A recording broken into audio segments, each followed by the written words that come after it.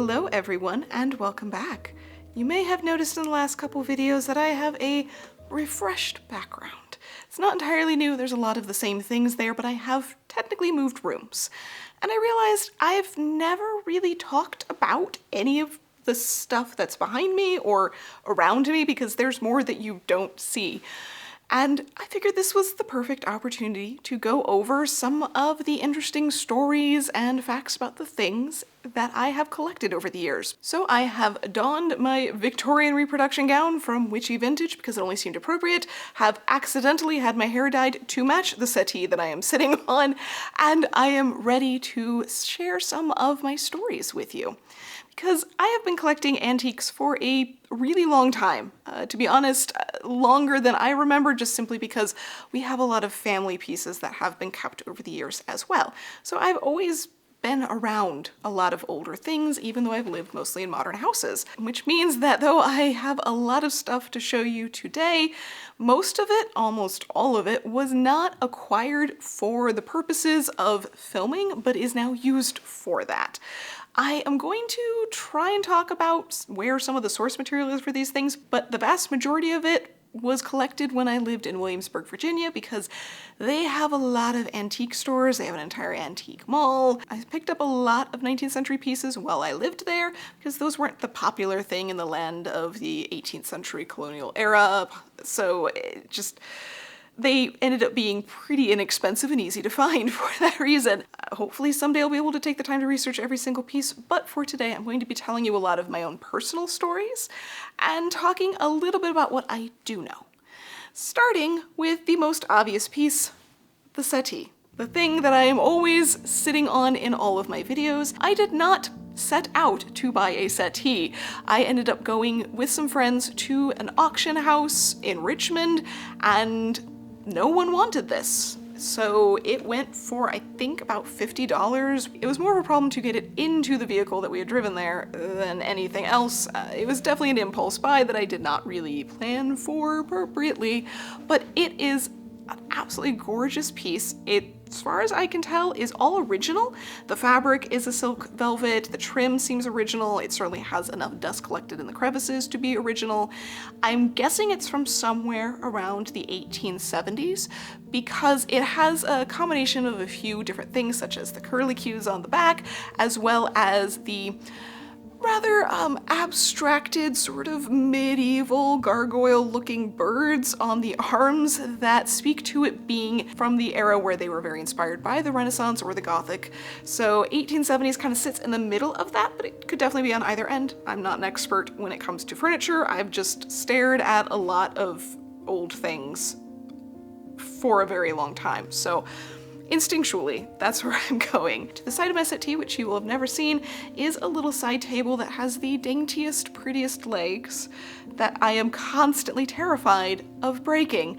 I love this piece, but it always has to be in a safe place because if it got knocked over, there is no hope for it. Behind me in the corner, you'll catch a glimpse of a door.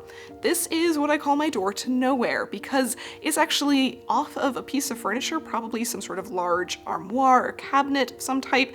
It would have had a pair to it, but it was long ago lost. I only found the door by itself and nothing with it, so I purchased that because I thought it'd be a really interesting way to fill up space on a wall that isn't just more picture frames. So it's a gorgeous piece with burled walnut on some of the panels and the carving in the middle, and someday I dream of having it reproduced back into being a pair and putting it back together as a piece of furniture or a door to a secret entrance or something, but for right now it is just going to rest against the wall and make for a lovely corner. Behind me is what we've always called a library table. I'm actually not sure if it officially is a library table, but that's just what we've taken to calling it. It's a little bit more sturdy of a design, but it does have some really intricately carved legs that have what look to be maybe urns or something of the sort carved into it. It has the high honor of holding all of the random stuff behind me, even though you can't see all of the really beautiful carving to it. On top of the table is a lot of stuff. First and foremost, I have the lamp that is usually in the corner. That is, again, probably from the mid to late 19th century, dark red glass that looks more purple when the light is off than red, but it has these wonderful leaf designs and really strange little brass faces. I think it's trying to be a little classical in its styling, but it's a little hard to tell because it's been so stylized. As for the lampshades, those I did make. Oh, actually I should specify, this is part of a pair. The other one is hiding behind the settee right now because I don't have another place to put it just right now. But I did make the lampshades. Don't ask me to do a video on these. I don't know what I'm doing, and there are definitely people out there that know far more than I do, and I did not do them accurately, correctly. I don't know how to put that in the right way.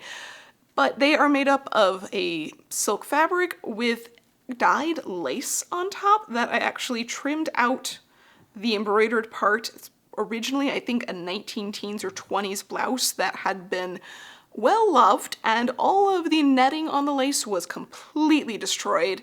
So I cut out the embroidered parts and hand stitched these down to create what looks kind of like a little applique. And the fringe was dyed to match with a little bit of beading over the top and some gold trim to finish off the edges. Again, I don't know what I'm doing, but I think it has a really nice effect, especially when it's turned on, though you can see all of the raw edges that I didn't know how to finish properly showing through.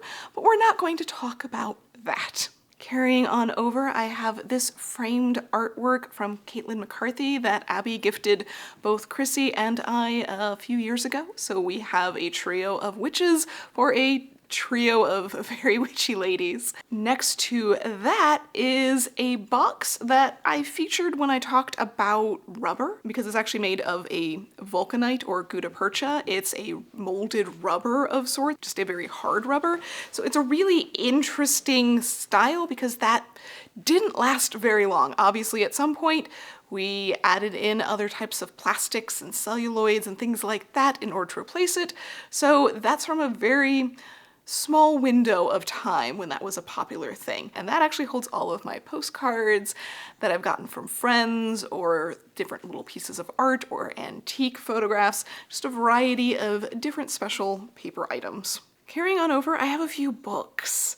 Most of these are books that I purchased because they look really pretty. The books of the late 19th, early 20th centuries with the gold work and just gorgeous, gorgeous designs. I am in love with these styles. So I've picked up a few over the years. Most are poetry books.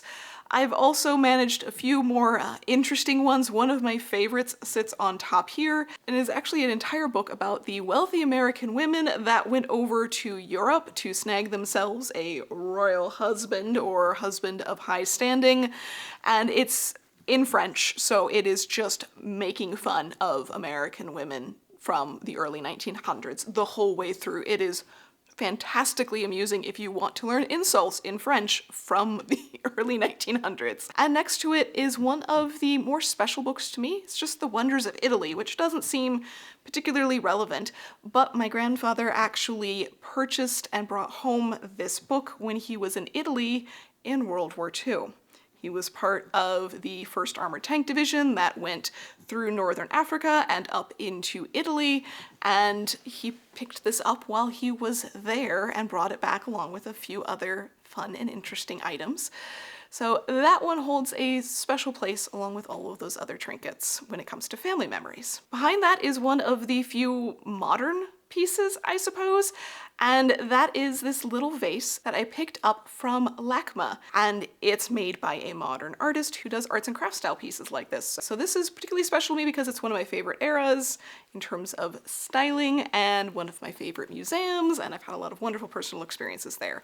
All of this actually sits on top of a small writing desk that has been used surprisingly often. I think Abby ended up borrowing it for when she did her fancy 18th century filming, and it's also been used at a number of historical events for writing letters or doing artworks and things like that over the years. So a surprisingly useful antique item. Above me I have a few picture frames as well, not everything visible all the time. The top two are antiques from the 1880s.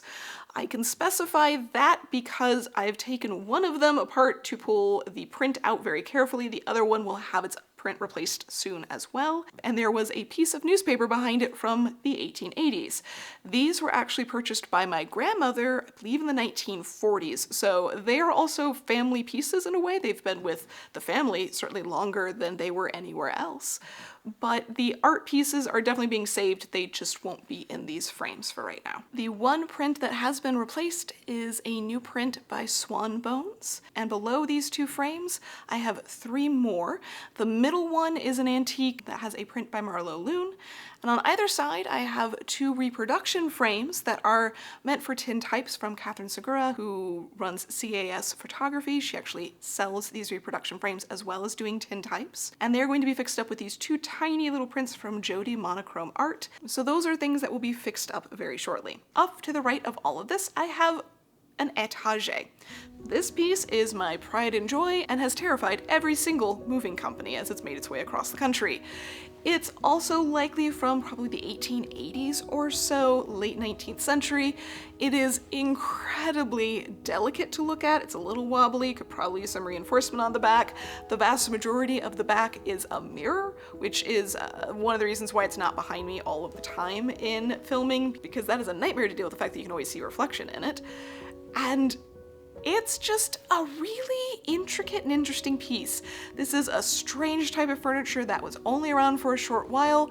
Its only purpose is just to be fancy shelves for fancy things, and that's what I try and use it for. I have a rotating variety of items that sit upon it, a number of hats that I have made or have been gifted to me and I've finished up and trimmed for different time periods and ensembles. There are a few different vases. I also have another framed piece from Marlo Loon, and I have a few other frames that don't have anything in them currently, sort of hanging out and waiting for whatever is going to eventually be deemed the right artwork to go in them. There are also a few spots for shoes. I have an antique shoe stand that I utilize in a lot of my showing off of shoes that I have made.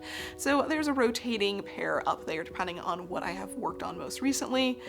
I also have one of my antique pairs of shoes in the glass case. This is the first pair of antiques that I ever purchased, and they are from probably around 1910 or so. Lovely metallic gold, which has tarnished a fair bit.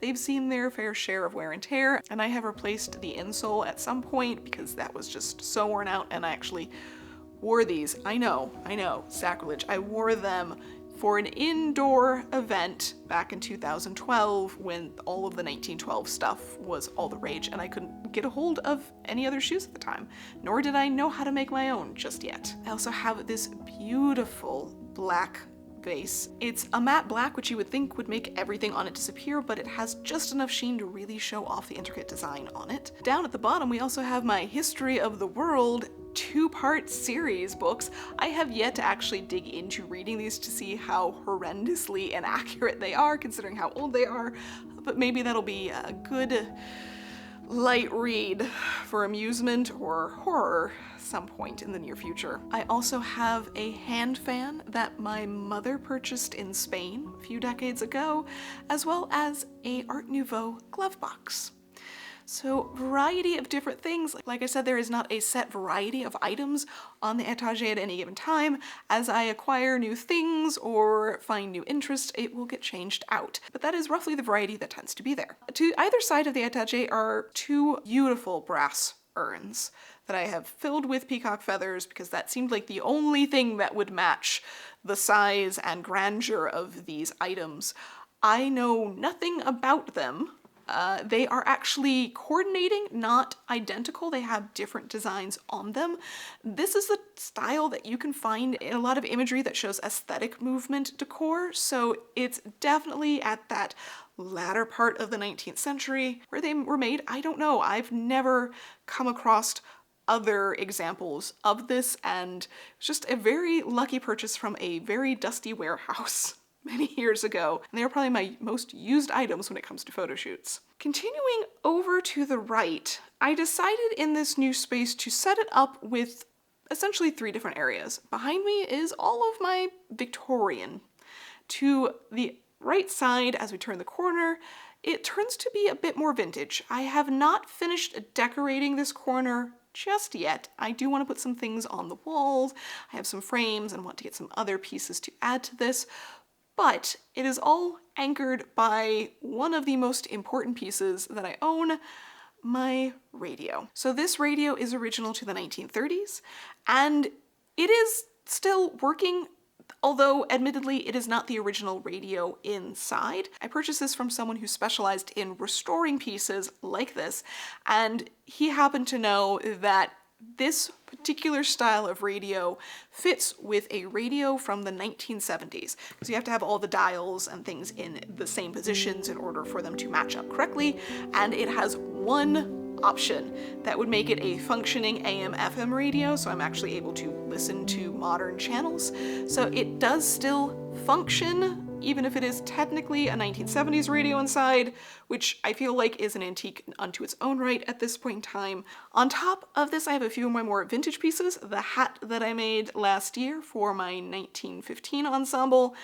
I also have an antique brass phone, which I had to repair as the headset cracked into quite a few different pieces, so that was reassembled. And in the middle, I have another one of my favorite pieces, a banjo ukulele, because it screams 1920s with the drawing of the lady on the front. They are new strings because I do theoretically kind of sort of know how to play ukulele. It's been a while, so don't ask me to do it. Carrying on to the rest of the house, I have a lot of other antique pieces, and I'm not going to go through all of them because I feel like that's too many at this point, but some of my favorites are this silver tea set, which is in desperate need of a polishing. It's on the to-do list in the very near future. Around the corner, tucked away by the staircase, is my gramophone. This is in desperate need of some refinishing and has been on my to-do list for a very long time.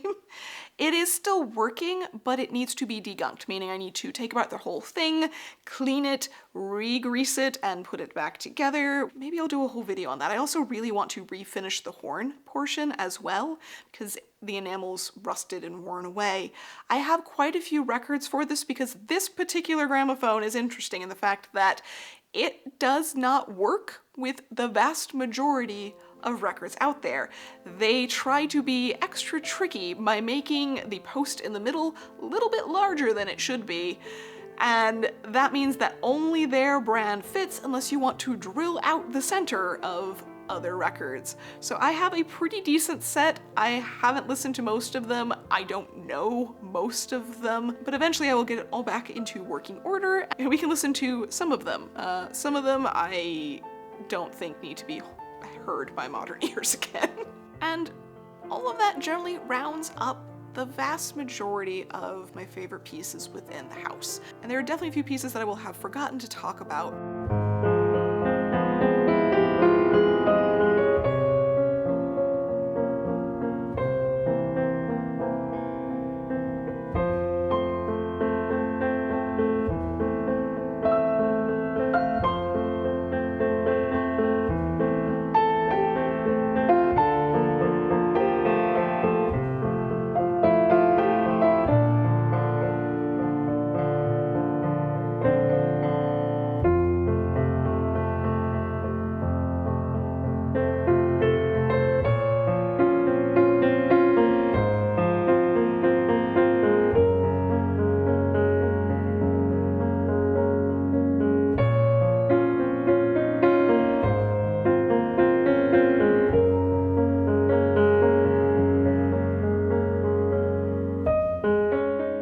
Needless to say, the point is, I have a lot of really weird and interesting stuff, so I hope you enjoyed the little mini tour around the house and have appreciated some of the stories for the pieces that you will see in pretty much every one of my videos.